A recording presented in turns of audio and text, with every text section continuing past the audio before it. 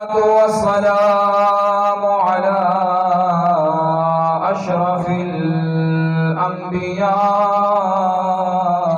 والمرسلين.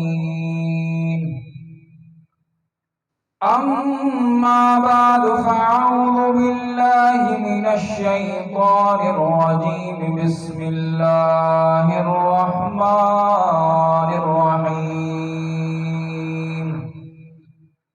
قال الله تبارك وتعالى في كلامه المجيد في شان حبيبه: ورفعنا لك ذكرك. وقال الله تبارك وتعالى في مقام آخر: إن الله وملائكته يصلون على النبي يا أيها الذين آمنوا صلوا عليه وسلموا تسليما. اللهم صل على سيدنا ومولانا محمد وبارك وسلم وسلم عليه. بندے پروردگارم امت احمد نبی، دوست دارے چار یارم تابع اولاد علی، مذہب حنفیہ دارم ملت حضرت خلیل، خاک پائے غوث اعظم زیر سایہ ہر ولی، بلغ العلا بکمالہ کشف الدجا بجمالہ، حسنت جمیع خصالہ صلوا علیہ وآلہ. محترم سامعین کرام، علماء اعظام، ہم تمام مبارک کے مستحق ہیں کہ حضور نبی کریم صلی اللہ تبارک و تعالی کی ذکر کی محفل کے اندر شریک ہیں. علماء کرام اور جتنے بھی آپ اس مبارک محفل کے اندر شریک ہیں،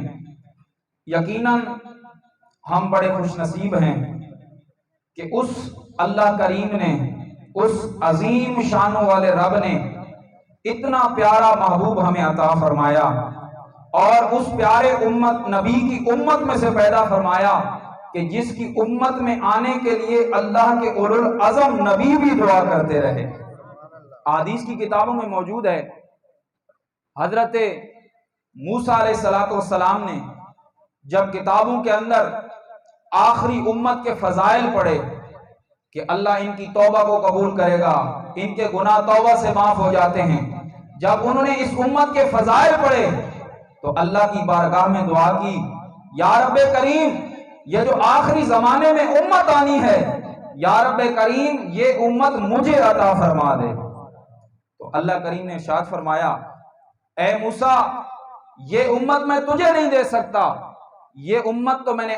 اپنے آخری نبی حضرت محمد مصطفیٰ کو عطا فرما دی ہے. فرمایا جب حضرت موسیٰ علیہ السلام نے یہ سنا تو آپ نے جب دیکھا کہ اللہ نے اتنی شان والی امت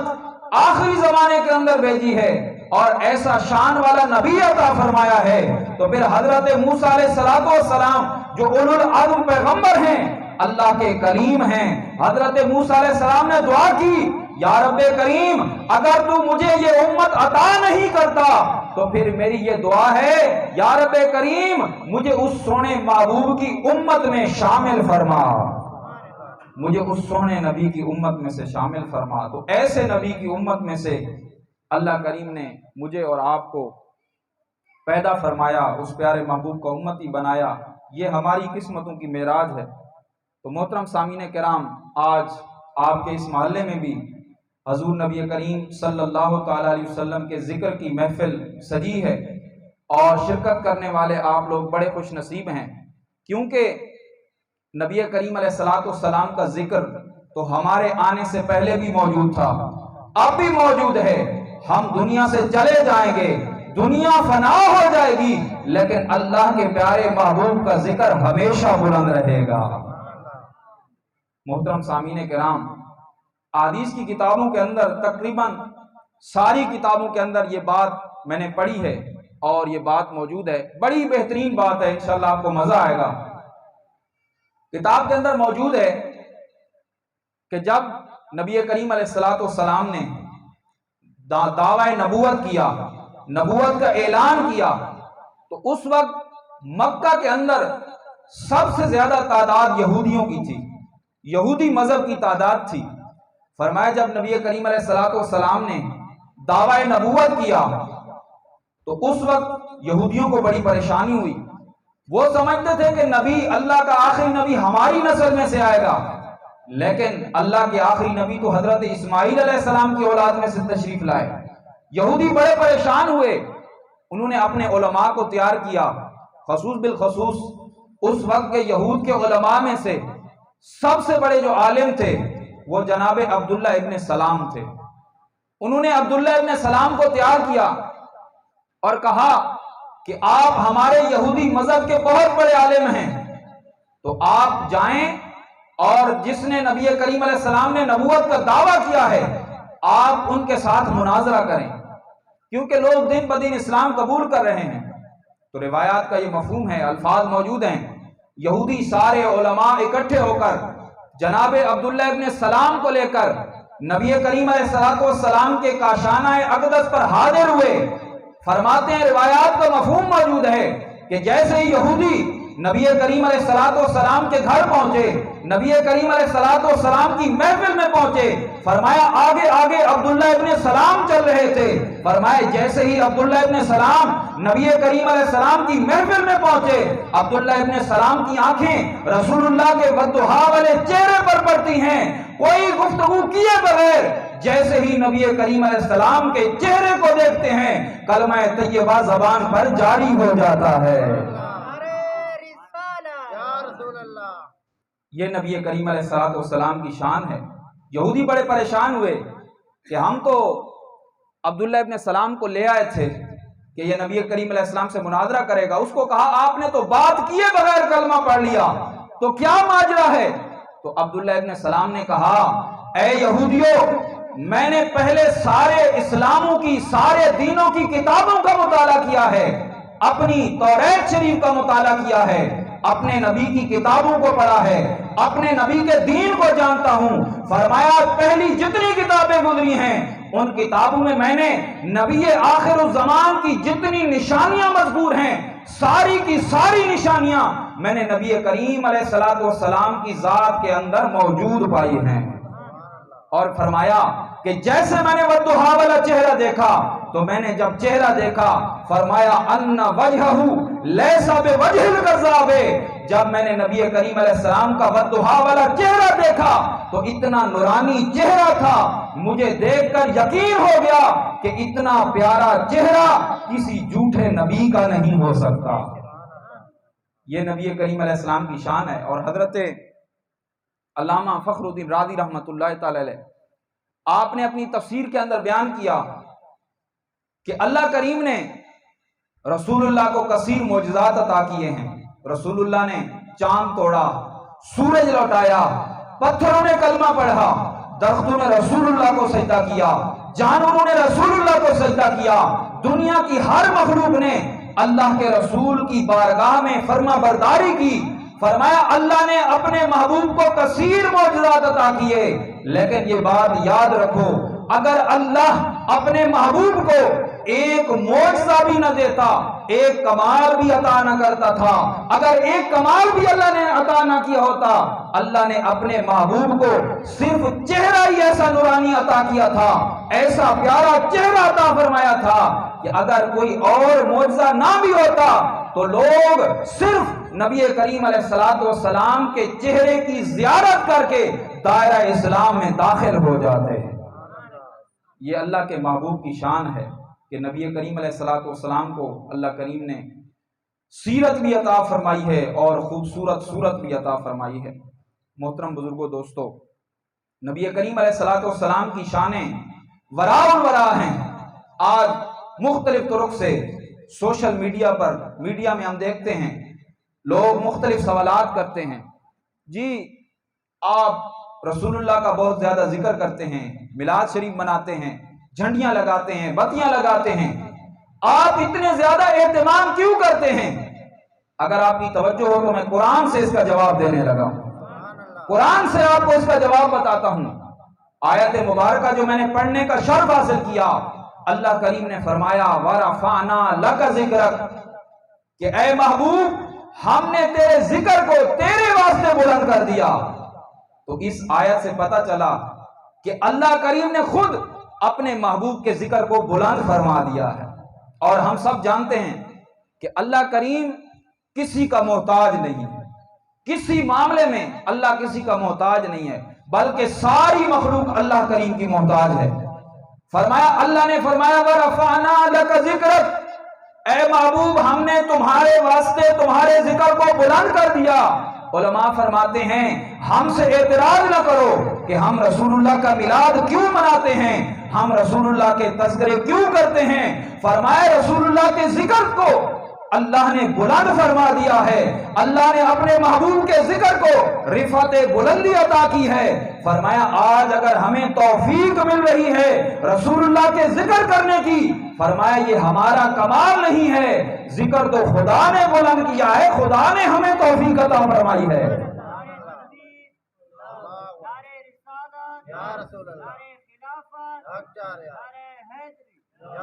تو یہ اللہ کی عطا کردہ توفیق ہے کہ جس سے ہم یہ ذکر کر رہے ہیں۔ اور حضرت علامہ غلام رسول سعیدی صاحب نے اسی آیت کی تفسیر کرتے ہوئے اپنی تفسیر تبیان القرآن کے اندر بہت خوبصورت اس آیت کی تفسیر بیان کی ہے۔ آپ نے تفسیر تبیان القرآن کے اندر لکھا ہے، آپ نے فرمایا کہ اللہ پاک ارشاد فرماتا ہے وَرَفَعْنَا لَكَ ذِكْرَكَ، اے محبوب ہم نے تمہارے واسطے تمہارے ذکر کو بلند کر دیا۔ فرمایا کہ یہاں پر سوال پیدا ہوتا ہے، توجہ سے میری بات سننی ہے، انشاءاللہ جتنا ٹائم آپ بیان سنیں گے آپ کو بہترین باتیں سننے کو ملیں گی، اور ان کو اپنے دل میں سجائیں کہ اللہ نے اپنے محبوب کو کتنی شان عطا فرمائی ہے۔ تو بہت قیمتی بات آپ کو بتا رہا ہوں۔ حضرت آپ نے اپنی تفسیر کے اندر لکھا ہے، آپ نے فرمایا کہ یہاں پر اللہ نے رسول اللہ کے ذکر کی بلندی کی نسبت اپنی طرف کی ہے۔ فرمایا کہ حالانکہ ایسا بھی ہو سکتا تھا، اللہ کریم فرماتا کہ اے محبوب میں نے تمہارے ذکر کو مخلوق کے ذریعے بلند کیا ہے، جیسے ہم رسول اللہ کا ذکر کر رہے ہیں، چرند پرند حیوانات شب و بگر درخت سب رسول اللہ کا ذکر کر رہے ہیں۔ اللہ یہاں یہ فرماتا اے محبوب میں نے تیرے ذکر کو مخلوق کے ذریعے بلند کیا، لیکن اللہ نے یہ نہیں فرمایا،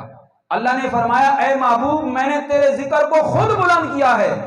فرمایا اس کی وجہ کیا ہے؟ فرمایا اس کے اندر رسول اللہ کی شان مضمر ہے، رسول اللہ کی شان چھپی ہوئی ہے۔ اس آیت کا مطلب یہ ہے اگر رسول اللہ کے ذکر کی بلندی مخلوق کے ذمہ ہوتی تو دنیا میں جتنی مخلوق ہے وہ ساری کی ساری حادث ہے، ایک دن مخلوق ختم ہو جائے گی، 30 سال 50 سال 100 سال ہزاروں سال جینے کے بعد اللہ کی ساری مخلوق نے فنا ہونا ہے، ایک دن ساری مخلوق ختم ہو جائے گی۔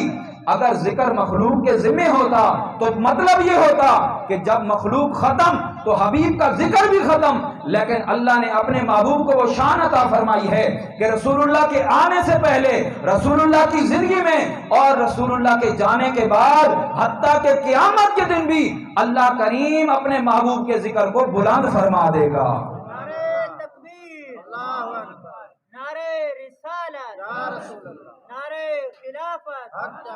نعرہ حیدری، جشن آمد مصطفیٰ۔ تو حضرت علامہ غلام رسول سعیدی نے فرمایا اگر ذکر مخلوق کے ذمہ ہوتا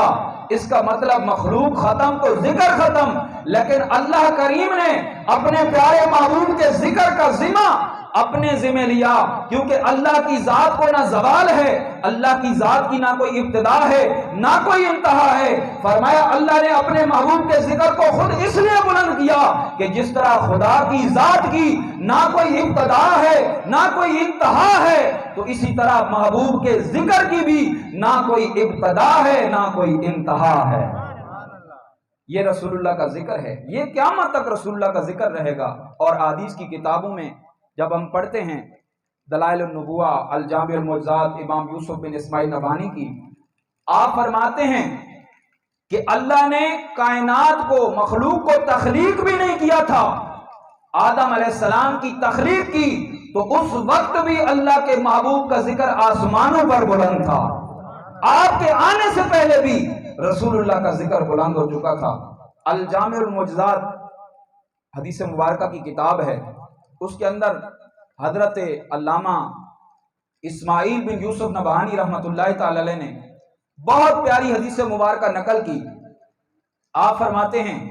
کہ کائنات اور مخلوق کے آنے سے پہلے رسول اللہ کا ذکر کیسے بلند تھا۔ آپ فرماتے ہیں کہ جب حضرت سیدنا آدم علیہ السلام سے لغزش سرزد ہوئی تو آپ زمین پر تشریف لائے، 2000 سال تک عبادت کرتے رہے، اللہ سے توبہ و استغفار کرتے رہے۔ فرمایا لیکن اللہ نے آپ کی توبہ قبول نہیں کی، اتنی عبادات کرنے کے باوجود اللہ کریم نے آپ کی توبہ قبول نہیں کی۔ ایک مرتبہ حضرت آدم علیہ السلام نے زمین پر سجدہ کیا، اللہ کے شانوں والے نبی ہیں، اللہ نے ایسی نگاہ عطا فرمائی، حضرت آدم علیہ السلام نے سجدہ کیا، سجدہ کرنے کے بعد جب سجدے سے سر اٹھایا تو حضرت آدم علیہ السلام نے خدا کے عرش کی طرف نظر کی۔ خدا کے عرش کی طرف جب نظر کی تو کیا دیکھتے ہیں کہ خدا کریم کے عرش کے ایک پائے پر یہ کلمہ جو آخری امت کا کلمہ ہے، لا الہ الا اللہ محمد الرسول اللہ، یہ کلمہ خدا کے عرش پر لکھا ہوا موجود ہے۔ تو حضرت آدم علیہ السلام نے دیکھا کہ پہلے جتنی بھی امتیں ہیں، جتنے بھی کلمے ہیں، اللہ نے کسی بھی کلمے کے اندر اپنے نام کے ساتھ کسی نبی کا نام نہیں لکھا، کسی نبی کے نام کو کلمے میں نہیں لکھا۔ فرمایا جب دیکھا کہ اللہ نے اپنے نام کے ساتھ اپنے محبوب کا نام لکھا ہے تو سمجھ گئے کہ اللہ نے جس کے نام کو اپنے نام کے ساتھ لکھا ہے یہ دوسرے لوگوں کی طرح نہیں ہے بلکہ اللہ کا پیارا محبوب ہے۔ تو حضرت آدم علیہ السلام نے جب دیکھا کہ رسول اللہ کا نام عرش کے پائے پر موجود ہے تو حضرت آدم علیہ السلام نے دعا کی، اللہم انی اسألک بحق محمد صلی اللہ علیہ وسلم، یا رب کریم میں تجھ سے تیرے محبوب کے وسیلے سے دعا کرتا ہوں، یا رب کریم میں نبی کریم علیہ السلام کے وسیلے سے دعا کرتا ہوں، یا رب کریم میری لغزش کو معاف فرما، میری توبہ کو قبول فرما۔ جب آپ نے حضرت آدم علیہ السلام نے نبی کریم علیہ السلام کے وسیلے سے دعا کی تو اللہ کریم نے پوچھا، اے آدم تو نے 2000 سال تک میری بارگاہ میں توبہ کی ہے، کبھی رسول اللہ کے وسیلے سے دعا نہیں کی، تو آج تجھے کس نے بتایا ہے کہ تم میرے محبوب کے وسیلے سے دعا کرو؟ تو حضرت آدم علیہ السلام نے عرض کی، اے رب کریم جب میں نے تیرے عرش کی طرف نظر کی اور عرش کے پائے پر جب میں نے کلمہ دیکھا تیرے نام کے ساتھ تیرے محبوب کا نام موجود تھا، جب میں نے دیکھا کہ اللہ کے محبوب وہ محبوب ہیں، اللہ کو اتنے پیارے ہیں کہ اللہ نے کلمے کے اندر بھی اپنے محبوب کے نام کو اپنے نام کے ساتھ ملا دیا ہے،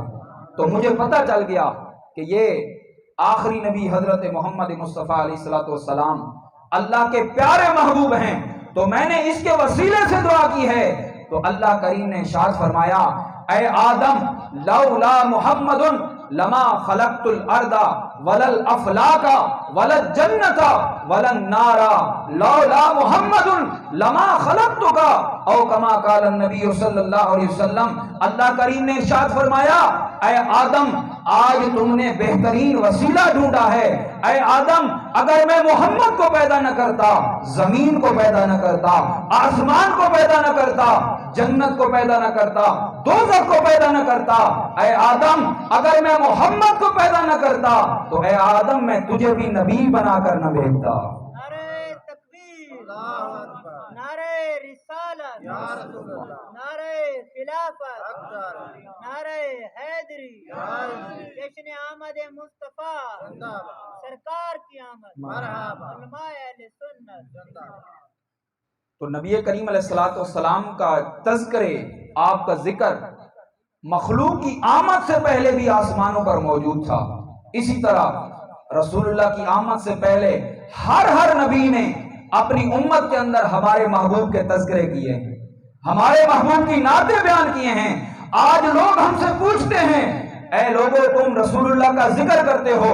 محفلیں سجاتے ہو، رسول اللہ کے میلاد مناتے ہو، ہم کہتے ہیں لوگوں ہم اللہ کا شکر کیوں نہ ادا کریں کہ اللہ کے 1,24,000 پیغمبر جنہوں نے رسول اللہ کی زیارت نہیں کی، رسول اللہ کے امتی نہیں تھے، انہوں نے محبوب کے تذکرے کیے ہیں۔ جب اللہ نے ہمیں ایسی نعمت دی ہے، اپنا اتنا پیارا محبوب دیا ہے، تو ہم ایسے پیارے محبوب کا ذکر کیوں نہ کریں،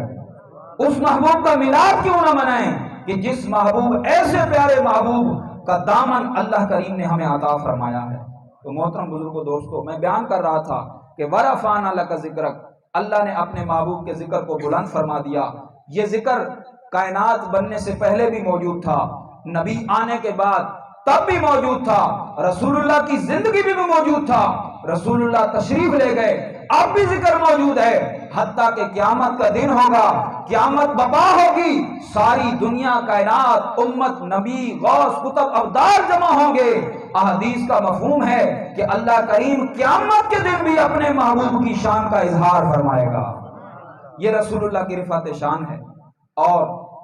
رسول اللہ کا ذکر کیسے بلند تھا، احادیث مبارکہ کے اندر موجود ہے۔ دلائل النبوہ امام بہقی کی کتاب ہے، اس کے اندر یہ بہترین واقعہ موجود ہے۔ آپ فرماتے ہیں کہ ایک مرتبہ مکہ شریف کے پہاڑوں کے اندر ایک عربی شخص، ایک بدوی شخص، دیہاتی شخص، وہ اپنی بکریاں چرا رہا تھا، اور بکریاں چراتے چراتے اپنی بکریوں کی حفاظت کر رہا تھا۔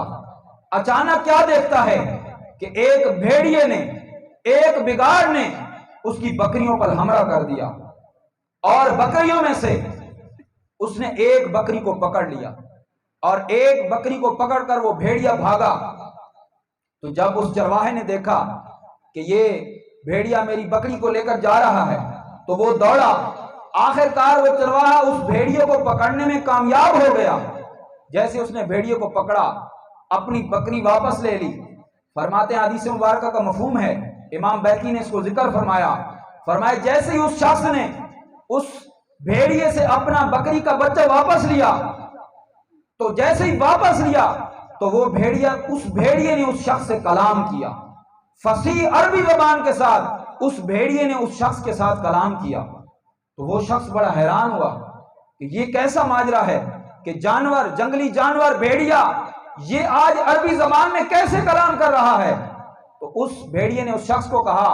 اے بھیڑیے، جب اللہ نے مجھے رزق دیا ہے، اللہ نے اپنی طرف سے مجھے رزق دیا ہے،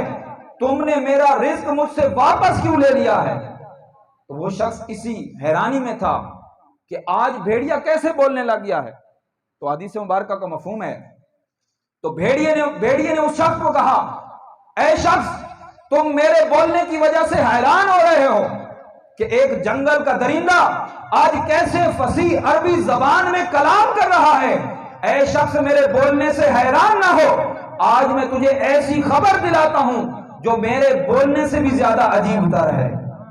تو اس بھیڑیے نے کہا، اے شخص، تو میرے بولنے سے حیران ہو رہا ہے اور تو جنگل میں بکریاں چرا رہا ہے۔ اے شخص، تو کتنا بد نصیب ہے، مکے کے جنگلوں میں رہتا ہے، حالانکہ مکے کے شہر کے اندر اللہ نے آخری نبی کو مبعوث فرمایا ہے، اور اللہ کے اس پیارے محبوب نے نبوت کا اعلان فرما دیا ہے۔ تو اس وقت بھیڑیے نے اللہ کے محبوب کے نبوت کے اعلان کی دعوت لوگوں کو سنائی۔ یہ اللہ کے محبوب کی شان ہے کہ جنگل کے درندے بھی اللہ کے محبوب کی آمد کو پہچان جاتے ہیں، اللہ کے محبوب کی عظمت کو پہچان جاتے ہیں۔ اسی معجزے کے بعد امام بہقی نے مزید آگے ذکر فرمایا کہ جب رسول اللہ نے 40 سال کی عمر میں اعلان نبوت فرمایا، اعلان نبوت فرمانے کے بعد جیسے ہی آپ مسجد نبی میں تشریف فرما تھے، صحابہ کرام کا مجمع تھا، آپ تشریف فرما تھے، کیا دیکھتے ہیں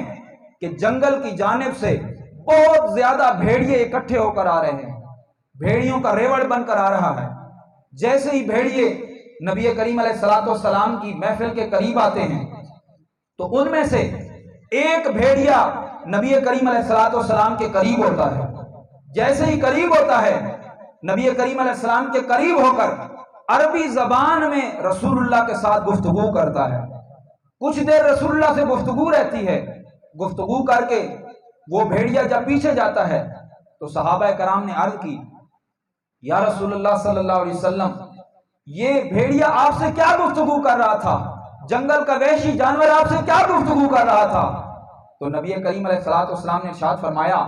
کہ یہ جو بھیڑیا میرے ساتھ گفتگو کر رہا تھا یہ وافد الذئب ہے، یہ سارے بھیڑیوں کا سردار تھا، سارے ریوڑ کا سردار تھا، اور اس نے میرے ساتھ گفتگو کی ہے۔ اس نے عرض کی یا رسول اللہ صلی اللہ علیہ وسلم آپ کی آمد سے پہلے ہم مکے مدینے کے پہاڑوں کے اندر شکار کرتے تھے، جو جانور ہمیں مل جاتا تھا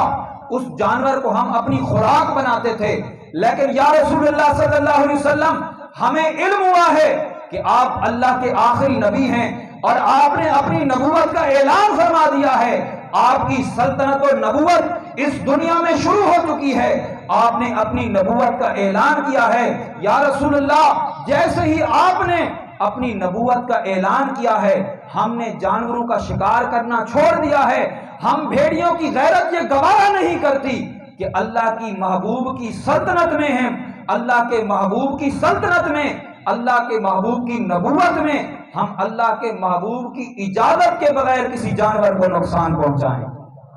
کسی جانور کو نقصان پہنچائیں، یہ ہماری غیرت گوارا نہیں کرتی۔ تو نبی کریم علیہ الصلوۃ والسلام نے صحابہ کو فرمایا اے صحابہ یہ بھیڑیا مجھ سے شکار کی اجازت طلب کر رہا ہے، اگر تم بھیڑیوں کے لیے اپنے مال میں سے کچھ مقرر کرو، کچھ حصہ مقرر کرو تو میں ان کو شکار کرنے سے منع کرتا ہوں، اور اگر تم مقرر نہیں کرتے تو میں بھیڑیوں کو اجازت دے رہا ہوں کہ اللہ کریم جہاں سے تمہیں رزق عطا فرمائے وہاں سے تم حاصل کر لو۔ تو اللہ کے محبوب نے بھیڑیوں کو اجازت عطا فرمائی کہ آپ کو جہاں پر شکار ملے اللہ رزق عطا فرمائے تم اپنا رزق حاصل کر لیں۔ تو محترم سامعین کرام کتنی عظیم شان ہے رسول اللہ کی، اللہ نے کیسی شان عطا فرمائی ہے کہ جنگل کے درندے بھی اللہ کے محبوب کی تعظیم کرتے ہیں، اللہ کے محبوب کی نبوت کے تذکرے کرتے ہیں،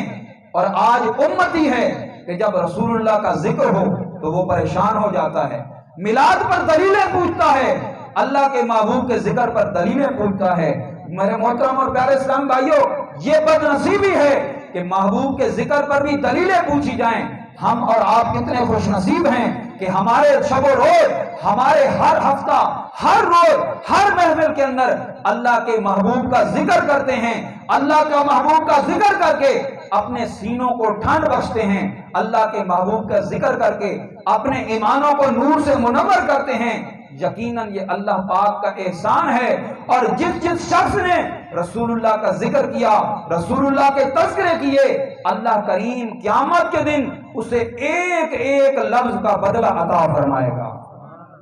یہ رسول اللہ کی شان ہے، اللہ کریم نے اپنے محبوب کی اتنی عظیم شان بنائی ہے، اور صحابہ کرام کا کتنا بہترین عقیدہ تھا، اللہ کے محبوب سے کتنی محبت تھی، اور علماء نے کتابوں میں لکھا ہے کہ اللہ نے دنیا میں جتنی بھی چیزیں پیدا کی، دنیا بھی پیدا کی، سب کچھ پیدا کیا، اللہ کریم نے سب کچھ اپنے محبوب کی خاطر پیدا فرمایا۔ رسول اللہ کائنات میں مقصود اصلی ہیں، رسول اللہ اصل ہیں، سب چیزیں اللہ نے اپنے محبوب کے لیے پیدا فرمائی، اور یہ صحابہ کا عقیدہ تھا۔ حضرت شاہ عبد الحق محدث دہلوی نے اپنی ایک عربی کی کتاب ہے، مشکات شریف کی شرح ہے لمعات، اس کے اندر آپ نے بہت ہی پیارا واقعہ نقل فرمایا ہے، اگر آپ توجہ سے سنیں۔ آپ نے اس واقعہ کو نقل فرمایا، اور اس واقعے سے پتہ چلا کہ رسول اللہ سے محبت کرنا، رسول اللہ کا وسیلہ تلاش کرنا، رسول اللہ کو اللہ کا پیارا ماننا، رسول اللہ کے تذکرے کرنا، یہ کوئی ہمارا عقیدہ نہیں ہے بلکہ حضور کے صحابہ کا عقیدہ ہے، اور حضور کے صحابہ کا یہ عقیدہ تھا کہ اللہ نے ہمیں جو کچھ عطا فرمایا ہے اپنے محبوب کے وسیلے سے عطا فرمایا ہے۔ نبی کریم علیہ الصلوۃ والسلام کے صحابی ہیں حضرت عبداللہ ابن مسعود رضی اللہ تعالیٰ عنہ، بہت عظیم صحابی ہیں، احادیث کی کتابوں میں موجود ہے کہ جناب ابو ہریرہ کے بعد رسول اللہ کی سب سے زیادہ حدیثیں جناب عبداللہ ابن مسعود کو یاد تھی، اور شریعت کا، دین کا جو بھی مسئلہ صحابہ کرام سے حل نہ ہوتا، صحابہ کرام حضرت عبداللہ ابن مسعود کی بارگاہ میں حاضر ہوتے، جناب عبداللہ ابن مسعود شریعت کے اس مسئلے کو حل فرما دیا کرتے تھے۔ ایسے نبی کریم علیہ السلام کے یہ پیارے صحابی تھے۔ جناب عبداللہ ابن مسعود کی یہ عادت تھی کہ جب وہ اسلام لائے، اسلام لانے کے بعد جناب عبداللہ ابن مسعود رسول اللہ کی بارگاہ میں حاضر رہتے۔ جب رسول اللہ سفر کرتے، جناب عبداللہ ابن مسعود رسول اللہ کا سامان اٹھاتے، آپ کا تکیہ اٹھاتے، آپ کا کوزہ اٹھاتے، آپ کو وضو کرواتے، رسول اللہ کی خدمت کرتے۔ جب رسول اللہ کسی محفل میں بیٹھتے تھے، جناب عبداللہ ابن مسعود رسول اللہ کے جوتے مبارک اٹھا لیتے تھے، رسول اللہ کے نالین اٹھا کر ایک اس ہاتھ میں ڈال کر دوسرے ہاتھ میں ڈال کر حضرت عبداللہ ابن مسعود رسول اللہ کے نالین کو سینے سے لگا کر بیٹھتے تھے، رسول اللہ کے نالین اٹھاتے تھے۔ یہ ایسے عظیم صحابی ہیں جنہوں نے نبی کریم علیہ السلام کے ساتھ اس طرح زندگی گزاری، ساری زندگی رسول اللہ صلی اللہ علیہ وسلم کے جوتے اٹھائے، آپ کی نالین اٹھائی، آپ کا تکیہ اٹھایا، ہر وقت رسول اللہ کی خدمت میں رہے۔ جب آپ نے کسی ملک کا سفر کیا، لوگوں نے آپ سے سوال کیا، اے نبی کریم علیہ السلام کے صحابی، اے عبداللہ ابن مسعود، اللہ نے آپ کو عظیم علم عطا فرمایا ہے، شریعت کا ہر مسئلہ بتا سکتے ہیں، رسول اللہ کی احادیث سناتے ہیں، اللہ نے ایسا عظیم مرتبہ اور علم عطا فرمایا ہے، ہم آپ سے پوچھتے ہیں اللہ نے اتنا بڑا علم آپ کو کس وجہ سے عطا فرمایا ہے، کس سبب سے، آپ نے کون سے مدرسے سے علم حاصل کیا ہے؟ اس نبی کریم علیہ السلام کے پیارے صحابی نے جو جواب عطا فرمایا، کتنا قیمتی جواب تھا، ان کے رسول اللہ سے محبت پر دلالت کرتا تھا۔ نبی کریم علیہ السلام کے صحابی نے فرمایا، جناب عبداللہ ابن مسعود نے فرمایا اے لوگو، اللہ نے مجھے یہ جو حدیث کا فقہ کا علم عطا فرمایا ہے، نہ میں نے کسی کالج سے پڑھا ہے، نہ کسی مدرسے سے علم حاصل کیا ہے، میں نے ساری زندگی اللہ کے محبوب کی نالین اٹھائی ہیں، رسول اللہ کا تکیہ اٹھایا ہے، رسول اللہ کا کوزہ اٹھایا ہے، رسول اللہ کے نالین اٹھانے کے صدقے میں اللہ تبارک و تعالی نے مجھے عظیم علم عطا فرما دیا ہے۔ یہ رسول اللہ کے صحابہ کا عقیدہ تھا کہ جو رسول اللہ سے جتنا قریب ہوتا ہے، رسول اللہ سے محبت کرتا ہے، رسول اللہ کی خدمت کرتا ہے، اللہ تبارک و تعالی اتنا زیادہ اس کو برکتیں عطا فرماتا ہے۔ تو اگر آج ہم بھی چاہتے ہیں کہ ہماری دنیا سنور جائے، ہماری آخرت سنور جائے، ہماری اولادیں نیک ہو جائیں، ہمارے معاملات درست ہو جائیں، تو ہمیں رسول اللہ کے دامن میں آنا پڑے گا، رسول اللہ سے محبت کرنی پڑے گی، رسول اللہ کے طریقے پر عمل کرنا پڑے گا، رسول اللہ کے دین کو ترجیح دینے پڑے گی۔ لیکن افسوس، آج کل کے اس جدید دور کے اندر، اس فحاشی اور عریانی کے دور کے اندر، جب ہم اپنے معاملات کو دیکھتے ہیں، ہر ایک بندہ اپنے اوپر غور کرے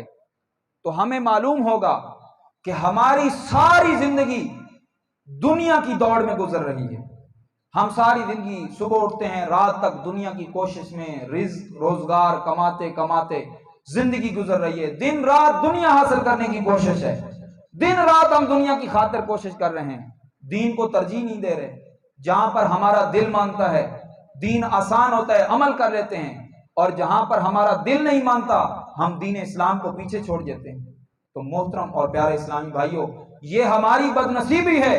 کہ ہم رسول اللہ سے محبت کرتے ہیں، آپ کی صورت سے محبت کرتے ہیں۔ جب ہم رسول اللہ کے ذکر اور صورت سے محبت کرتے ہیں تو پھر ہمیں رسول اللہ کی سیرت سے بھی محبت کرنی چاہیے، اور ہمیں یہ علم ہونا چاہیے کہ ہر مسلمان کی کامیابی رسول اللہ کے طریقے پر عمل کرنے کے اندر ہے، کیونکہ نبی کریم علیہ السلام کی حدیث مبارکہ ہے، بخاری شریف کے اندر حدیث مبارکہ موجود ہے۔ نبی کریم علیہ السلام نے ارشاد فرمایا، لا یؤمن احدکم حتی یکون ہواہ تبعا لما جئت بہ، او کما قال النبی صلی اللہ علیہ وسلم۔ نبی کریم علیہ السلام نے ارشاد فرمایا، اے مسلمانوں، تم میں سے کوئی بھی شخص اس وقت تک کامل ایمان والا نہیں ہو سکتا، اس کا ایمان مکمل نہیں ہو سکتا جب تک اس کی خواہشات میرے دین کے تابع نہ ہو جائیں، اس کی خواہشات میرے دین کے تابع نہ ہو جائیں۔ تو آج ہماری خواہشات دین کے تابع نہیں ہیں، ہم اپنے دل کی، اپنے نفس کی بات مانتے ہیں، اور ہمیں چاہیے یہ کہ ہم دین اسلام کو مقدم رکھیں، اپنی خواہش کو پیچھے رکھیں، رسول اللہ کی سنتوں پر عمل کریں، رسول اللہ کے تذکرے کریں، رسول اللہ کے طریقے پر عمل کریں، اللہ کریم ہماری دنیا میں بھی برکت عطا فرمائے گا اور آخرت میں بھی اللہ کریم ہمیں کامیابی عطا فرمائے گا۔ نبی کریم صلی اللہ تعالی وسلم کی حدیث مبارکہ ہے، ترمذی شریف کے اندر موجود ہے، نبی کریم علیہ الصلوۃ والسلام نے مسلمانوں کو کامیابی کا راستہ بتایا۔ نبی کریم صلی اللہ تعالی علیہ وسلم نے ارشاد فرمایا کہ میری امت کے آخری زمانے کے اندر فحاشی اور عریانی کا دورہ ہوگا، گناہوں سے بچنا ایسے ناممکن ہوگا جیسے ہاتھ پر انگارہ لینا مشکل ہے، اس طرح گناہ آسان ہو جائیں گے، نیکیاں کرنا مشکل ہو جائیں گی۔ نبی کریم صلی اللہ تعالی علیہ وسلم نے ارشاد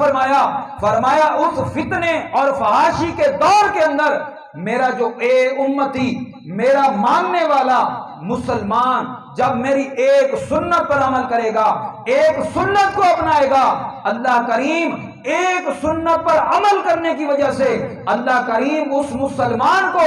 100 شہید کا ثواب عطا فرما دے گا۔ یہ رسول اللہ کی سنت کی فضیلت ہے، جو ایک سنت پر عمل کرتا ہے اللہ کریم اسے 100 شہید کا ثواب عطا فرماتا ہے۔ اور نبی کریم علیہ السلام نے فرمایا کہ فحاشی کے دور کے اندر جو میری سنت پر عمل کرے گا اللہ کریم میرے اس امتی کو قیامت کے دن جنت میں میرا پڑوس عطا فرمائے گا۔ محترم سامعین کرام، یہ رسول اللہ کی شان ہے۔ ہم خوش نصیب ہیں کہ رسول اللہ کی عظمت کو بھی مانتے ہیں، رسول اللہ کی سیرت کو بھی مانتے ہیں، ہر حوالے سے اللہ کے پیارے محبوب علیہ الصلوۃ والسلام کا ذکر کرتے ہیں۔ اور یقین مانیے جو بھی شخص اللہ کے پیارے محبوب سے محبت کرتا ہے، اللہ کے دین سے محبت کرتا ہے، اس کی دنیا کے اندر ہی اللہ کریم زندگی میں سکون عطا فرما دیتا ہے۔ حضرت شاہ عبد الحق محدث دہلوی کے متعلق آتا ہے، آپ بہت بڑے عالم ہیں، اللہ تبارک و تعالیٰ نے آپ کو حدیث کا بڑا علم عطا فرمایا تھا، آپ نے بڑی کثیر کتابیں لکھی ہیں۔ حضرت شاہ عبد الحق محدث دہلوی نے جب حج پر جانے کا شرف حاصل کیا، نبی کریم علیہ الصلوۃ والسلام کے روضہ پر حاضری کا شرف نصیب ہوا۔ کچھ دن رہنے کے بعد جناب شاہ عبد الحق محدث دہلوی جب آپ کی واپسی کا وقت قریب آیا، آپ کے مریدوں نے، آپ کے شاگردوں نے کہا استاد محترم سواری تیار ہے، سامان تیار ہو چکا ہے، وطن واپسی کا ٹائم آ چکا ہے۔ نبی کریم علیہ الصلوۃ والسلام کے عاشق حضرت شاہ عبد الحق محدث دہلوی جو نبی کریم علیہ السلام کے گنبد خضراء کے سائے میں موجود تھے، شاگردوں کو فرماتے ہیں اے شاگردوں اور مریدوں، جب تک نبی کریم علیہ السلام کے روضے پر حاضر نہیں ہوا تھا، حاضر ہونے کی تمنا تھی، جب رسول اللہ کے آنگن میں آئے ہیں، رسول اللہ کے قرب میں آئے ہیں، رسول اللہ کے روضے کی چھاؤں میں ایسا مزہ ہے، ایسا لطف ہے کہ اب وطن واپس جانے کو دل نہیں کرتا۔ آپ نے اپنے شاگردوں کو کہا کہ آپ وطن واپس چلے جائیں، ملک ہند میں واپس چلے جائیں، میں اب اپنی ساری زندگی نبی کریم علیہ الصلوۃ والسلام کے گنبد خضراء کے سائے میں گزاروں گا، نبی کریم علیہ السلام کے قرب میں گزاروں گا۔ روایت کا مفہوم ہے، آپ کی سیرت کی کتابوں کے اندر موجود ہے کہ شاہ عبد الحق محدث دہلوی نے اپنے مریدین کو روانہ فرما دیا اور ساری زندگی مدینے میں گزارنے کا ارادہ کر لیا۔ فرماتے ہیں جیسے ہی دن گزرتا ہے، رات آتی ہے، آپ اپنے معمولات پورا کر کے سونے کی تیاری کرتے ہیں۔ جب سوتے ہیں اللہ کا کرم ہوتا ہے، ظاہری آنکھیں بند ہوتی ہیں، دل کی آنکھیں بیدار ہوتی ہیں، اللہ کے محبوب اپنا دیدار عطا فرما دیتے ہیں، نبی کریم علیہ السلام کا دیدار ہوتا ہے۔ نبی کریم علیہ السلام فرماتے ہیں اے عبد الحق، تمہارا ملک تو ہند ہے اور تم نے مدینے میں رہائش اختیار کر لی ہے، اس کی کیا وجہ ہے؟ شاہ عبد الحق محدث دہلوی ہاتھ باندھ کر عرض کرتے ہیں یا رسول اللہ، آپ کے شہر میں آئے ہیں، آپ کے گنبد خضراء کی چھاؤں میں آئے ہیں، یا رسول اللہ اجازت عطا فرمائیے، میں ہمیشہ کے لیے آپ کے گنبد خضراء کے سائے میں رہنا چاہتا ہوں۔ تو نبی کریم علیہ السلام نے جب اپنے عاشق کا یہ عشق دیکھا اور نبی کریم علیہ السلام نے تڑپ دیکھی تو نبی کریم علیہ السلام نے فرمایا اے عبد الحق، تو ہند کے اندر میرے دین کا کام کر رہا تھا، میری احادیث کو عام کر رہا تھا، لوگوں میں علم دین کو عام کر رہا تھا، اے عبد الحق تم اپنے ملک میں واپس چلے جاؤ اور میرے دین کا کام کرو۔ تو حضرت شاہ عبدالحق محدث دہلوی کی آنکھوں میں آنسو جاری ہو جاتے ہیں کہ میں تو رسول اللہ کے روضے کی جدائی اختیار نہیں کر سکتا. آپ کے آنسو جاری تھے کہ اللہ کے محبوب نے ارشاد فرمایا اے عبدالحق پریشان ہونے کی ضرورت نہیں ہے، تم اپنے ملک ہند میں واپس چلے جاؤ، وہاں کالا کالا رسول اللہ کے ذریعے میری حدیث کا علم عام کرو، میرے دین کا علم عام کرو. فرمایا میرے دین کی خدمت کرو. فرمایا اس کا صلہ کیا ہوگا؟ اگر تم مدینے میں رہو گے، مدینے میں رہ کر روزانہ میرے گنبد خضرا کا دیدار کرو گے، میرے روزے کا دیدار کرو گے، لیکن جب تم ملک میں واپس جاؤ گے میرے دین کا کام کرو گے، میری حدیث کا علم عام کرو گے، تو میں تمہیں روزے کی زیارت نہیں دوں گا. اللہ کی عزت کی قسم اے عبدالحق مدینے میں تم میرے روزے کی زیارت کرو گے، لیکن اپنے ملک میں واپس جا کر جب تم میرے دین کا کام کرو گے، میری حدیث کے علم کو عام کرو گے، تو روزہ نہیں میں تمہیں اپنے بددعا والے چہرے کی زیارت عطا فرماؤں گا. نعرہ تکبیر، نعرہ رسالت، نعرہ خلافت، نعرہ حیدری، جشن آمد مصطفیٰ، سرکار کی آمد، علماء اہل سنت. یہ نبی کریم صلی اللہ تعالی علیہ وسلم کی شان ہے، اور جس شخص نے نبی کریم صلی اللہ تعالی علیہ وسلم سے محبت کی، آپ کے تذکرے کیے، تو نبی کریم صلی اللہ تعالی علیہ وسلم نے اسے محروم نہیں رکھا. تو ہم بڑے خوش نصیب ہیں کہ اللہ تبارک و تعالیٰ نے ہمیں رسول اللہ کا ذکر کرنے، آپ کے ذکر کے اندر حصہ ملانے کی توفیق عطا فرمائی. اللہ تبارک و تعالیٰ کی بارگاہ میں دعا ہے کہ رب کریم آپ تمام سارے اہل